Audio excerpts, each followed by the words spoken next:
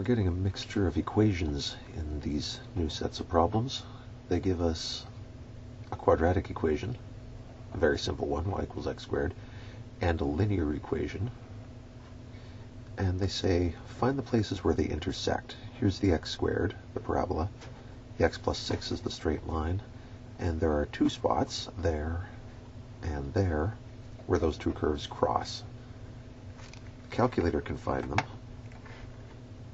If you graph the two equations first, we have y equals x squared, and the other one is y equals x plus 6.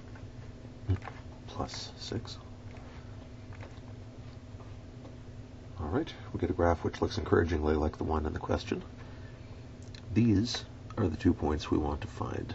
They're intersection points where the lines cross each other, and the way you find them is you go to second trace, and there's an intersect option.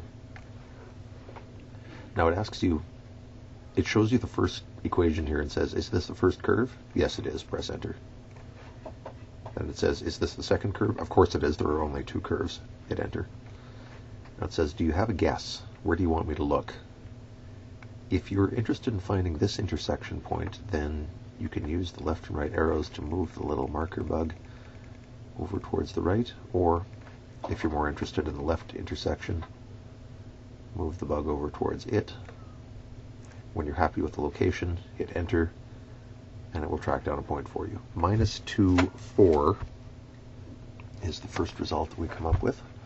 And if I do all of that again, intersect, first curve, second curve, you can just mash enter 3 times most of the time, but you do want to put this guess in a good spot. So if you don't have any control over which intersection point it finds. The other thing it locates is 3, 9. So this intersection seems to be minus 2, 4. This other one on the right is 3, 9.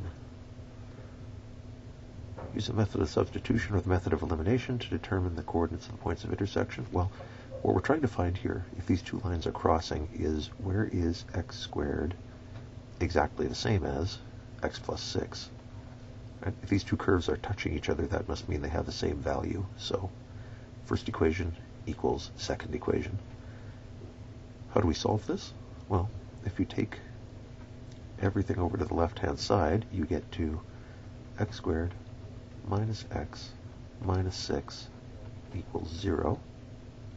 That's a quadratic, so if you have a shred of curiosity, you'll try to factor that.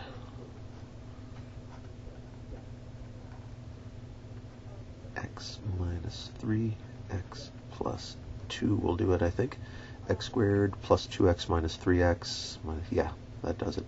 So our 2 solutions are either x is 3 or x is negative 2. Now, these aren't complete answers yet. They said they wanted coordinates, meaning an x and a y. So if you know that x is 3, how do you get a y coordinate to go with that?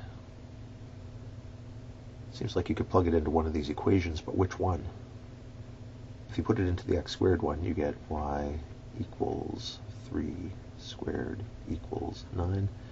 If you plug it into the other one, you get y equals 3 plus 6 equals, oh, it gets 9 either way.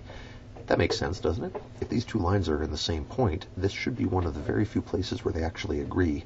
You could ask either one of them what the y value is, and you should get the same answer.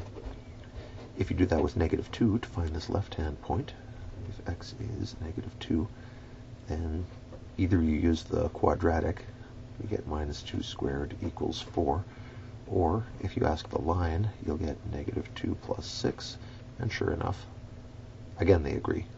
So